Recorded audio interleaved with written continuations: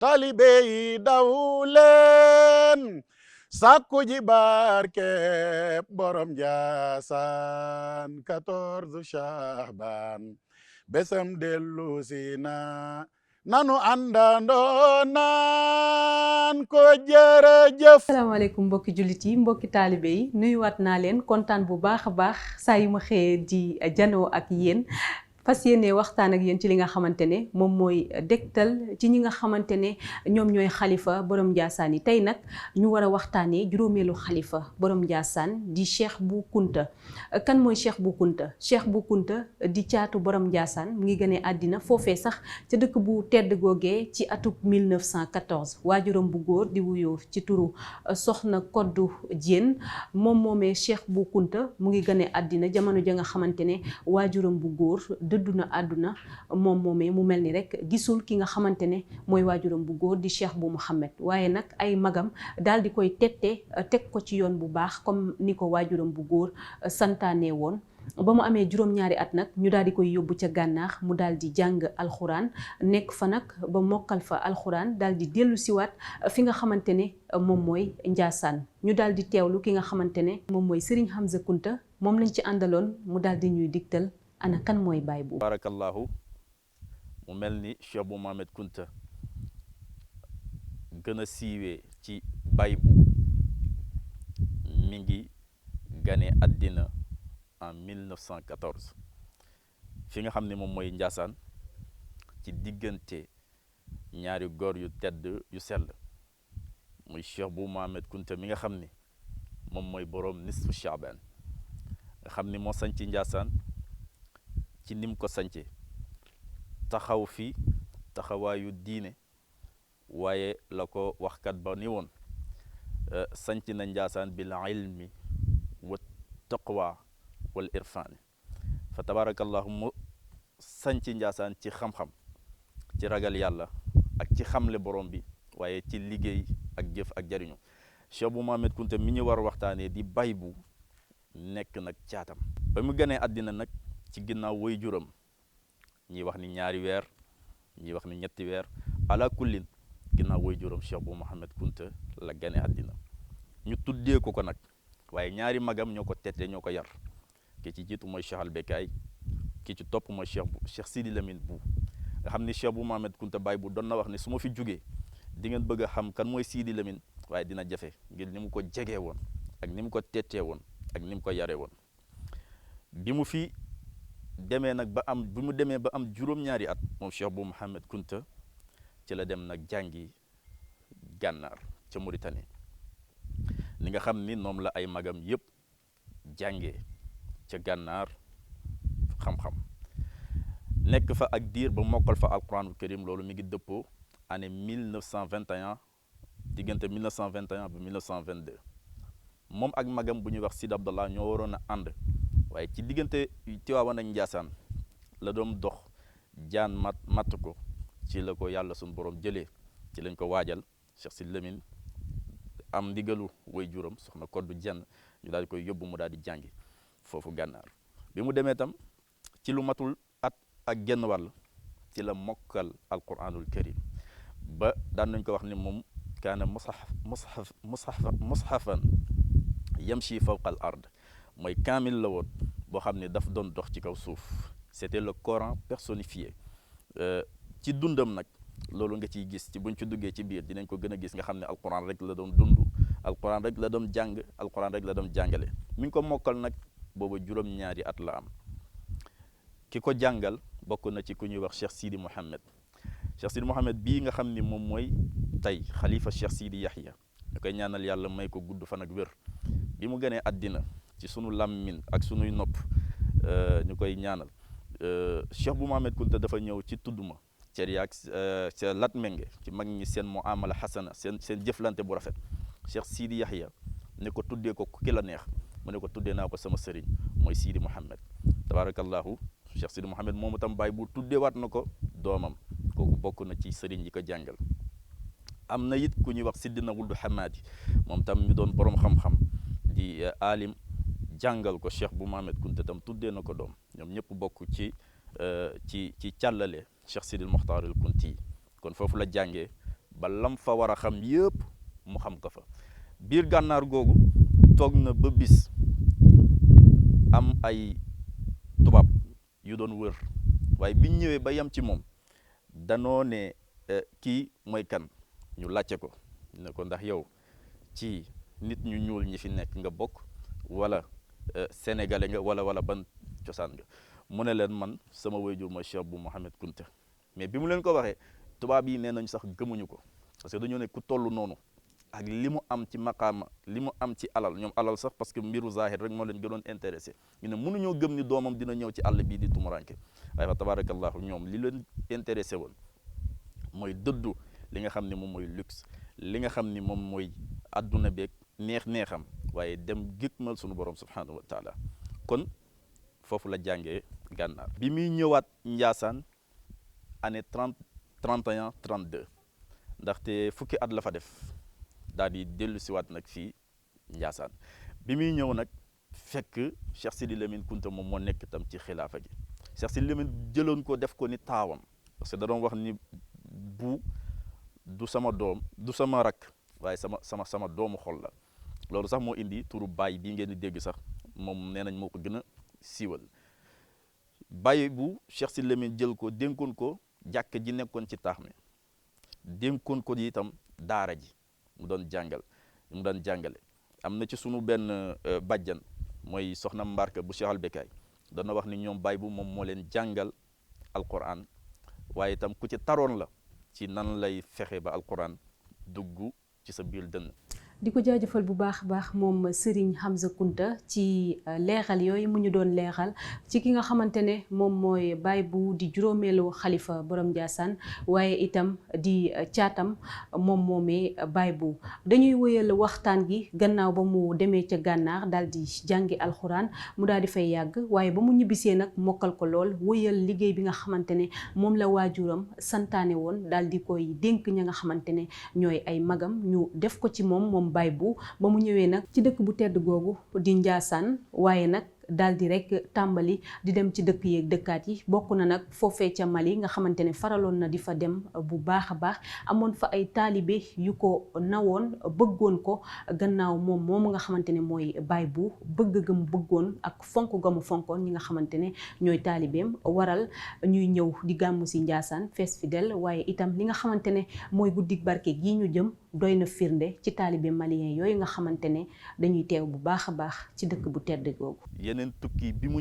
def te mu gën a siiw Saalum la woon lu jiitu mu koy sanc nag doon na fa dem di ziar di ñëw Saalum waaye tukki bi mu njëkk a def ginnaaw bi mu jugee Saalum en 1952 Mali la dem foofu moom la Cheikh bu di ko way sax naan boo demee Sonong Koroba waa Mali nga naan waaw di ko fa lañ ko tuddee tam buuduru si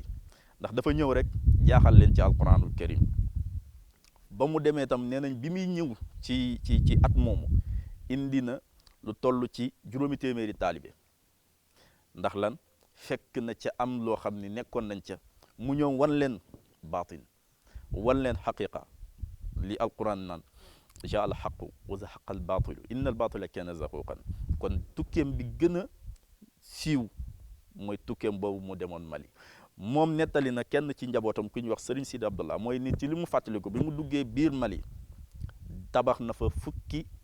jullikaay ak ñaar mooy fukki jàkk ak ñaar ndax boobu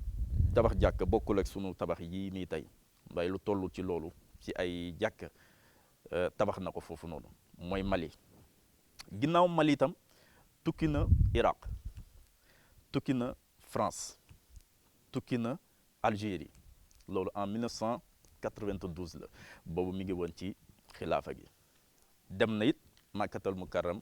comme ni mu waree defee ajam dem na fa ñetti yoon moom Cheikh bu Mouhamed Kunta kon loolu bokk na ci ay tukkeem fa tabarakallah li ñu mën a tënk ci xilaafaam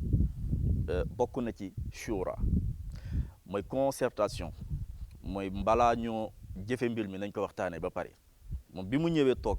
xilaafa en 1987 bi ñu jugee ci ñaanal sunu maam Cheikh Sidi Yahya ba jaan gi weesu ñeent fukki guddi yi weesu dafa woote mboole koo xam ni rek Cheikh Bounama Kunta meññi na la mu woo la ci benn réunion ñoom ñëpp ñu daje keroog porte parole du jour Serigne Alaaji Mambu Mamadou moom moo ko nekkoon mag ñëpp a ngi fa woon Serigne Bou Begaay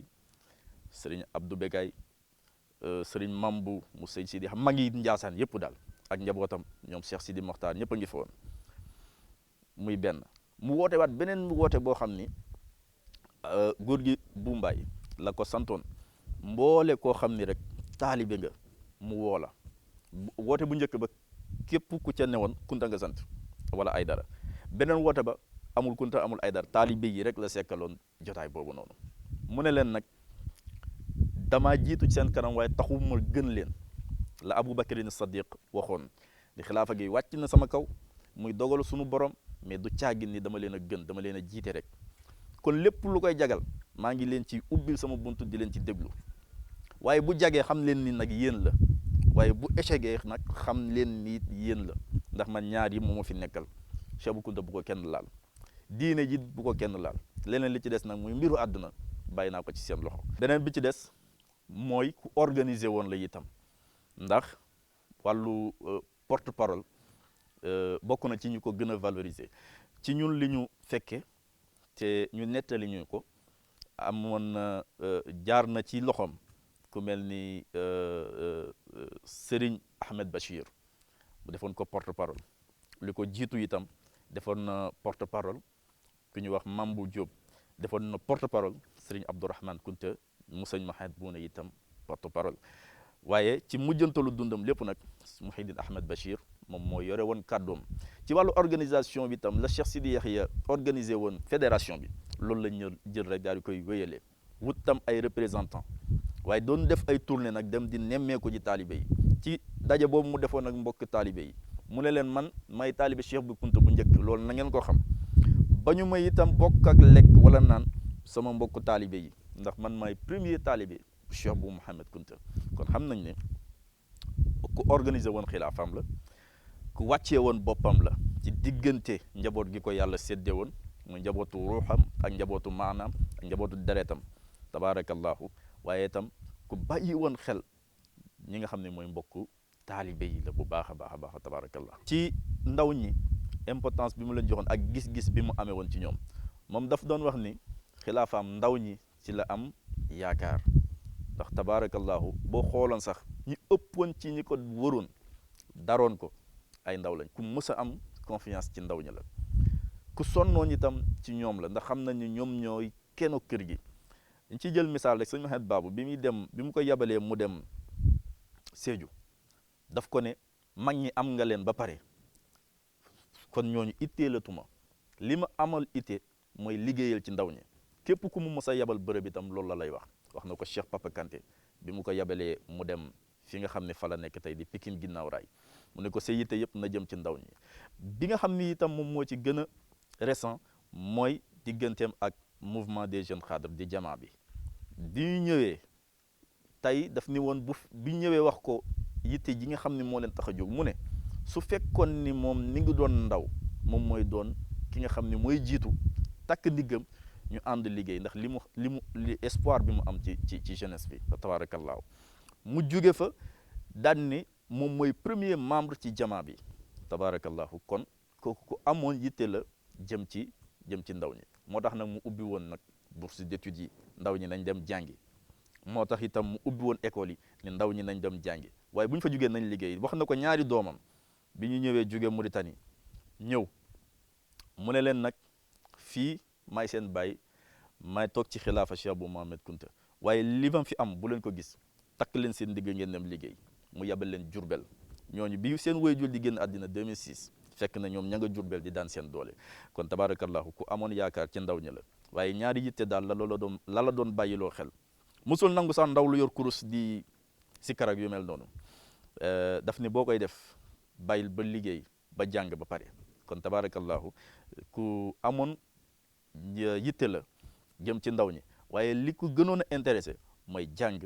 ak liggéey fa tabaarakallah mu bëggoon ndaw yi bëggoon ña nga xamante ne ñooy taalibe yi moom Baye Bou gannaaw rek ba mu toogee ci xilaafa gi lu toll ci fukki at ak ñeent mu daal di fi liggéey lu am solo daal di koy def ca Njaasaan ca Bargny fa nga xamante ne mooy Rufisque waaye Ndaayaan dëkk yépp mën naa wax ne ki nga xamante ne mooy baay bu liggéey na fa liggéey gu am solo gën a ñaaxaat ñi nga xamante ne ñooy taalibe gi ñu gën a fonk li nga xamante ne mooy axlul kuntiyu ki nga xamante ne nag mooy baay bu liggéey na liggéey gu ama am solo googee gannaaw ba mu toogee ci xilaafa gi noonee la ko daan defee ba atub 2006 mu daal di rek dëddu àdduna mu nekkoon ab tiis ci ñi nga xamante ne mooy njaboot gi waaye nekkoon ab tiis ci àdduna gi yépp rawatina ñi nga xamante ne ñooy taalibe yi.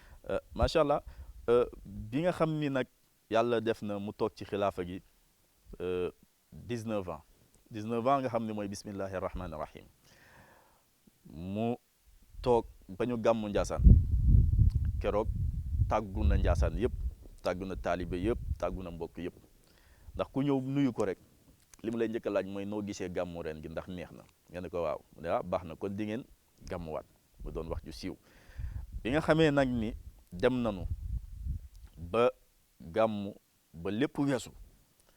ci la ko yaram bi nag gën a yëngal waaye balaa moo dem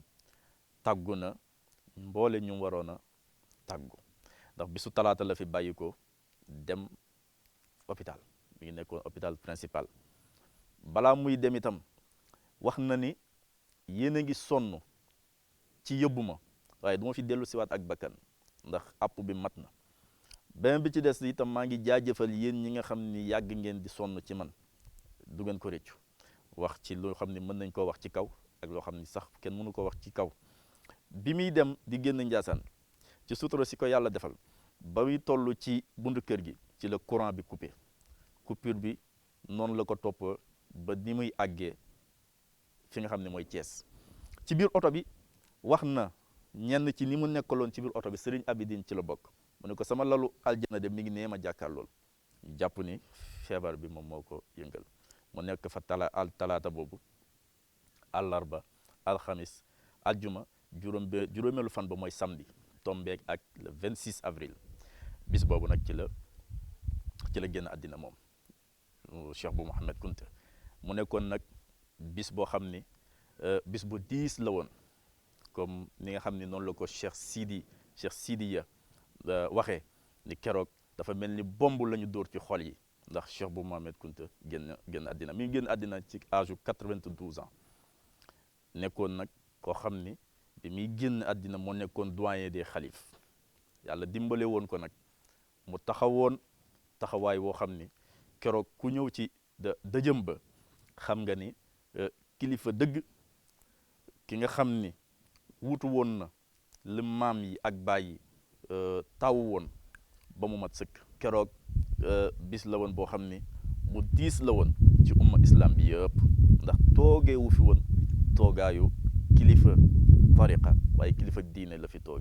toogeewu fi woon toogaayu maam waaye toogaayu baay la fi toogee woon moo tax dafa nekkoon baayu ñëpp loolu tam moom moo law fa tabarakallahu koo wax rek baay la lay wax mooy baay boobu kon ci loolu la dundaloon ndax dafa redynamiser woon li nga xam ne moom mooy tariqa al qadr tey cheikh yi bari nga xamoon leen wala nga xam leen ba léegi gis leen pour dundaloon tariqa bi moom moo taxoon mu def ko moo tax keroog bi mu génnee àddina askan wi yëpp a ko yëg diine gépp itam ñoom ñoo ko yëgandoo mu doon Cheikh bu Mouhamed Kunta bisu génnam àddinaam doonoon samedi tombé woon le 26 avril 2006 fa tabarakallah. Serigne Hamza Kunta lañ doon àndal ci waxtaan gu ama am solo googee mu ñu doon digtal kan mooy Baye Bou Kunta di ki nga xamante ne moom mooy juróomeelu xalifa borom Ndiassane waaye itam di caatam moom Baye Bou Kunta mu mel ni rek ñu ngi tàggatoo ak yéen ci suñu juróomeelu numéro ci xalifa borom Ndiassane yi nekkoon ki nga xamante ne mooy Baye Bou Kunta di leen jaajëfal bu baax a baax yéen ñi ñu doon seetaan waaye di leen fàttali rek ne guddik barke gi ajuma gii la ñaar fukki fan ak ñett ci weeru février 2024 ñu fas yéene see waxtaanee li nga xamante ne mooy la paix et la cohésion sociale en Afrique de l'Ouest la contribution de Cheikh Bou Mouhamed Kunta loolee lañ ci fas yéene waxtaanee. Taalibe yi daw leen sàkku ji barke borom Ndiassane 14 Shahban besam dellu si na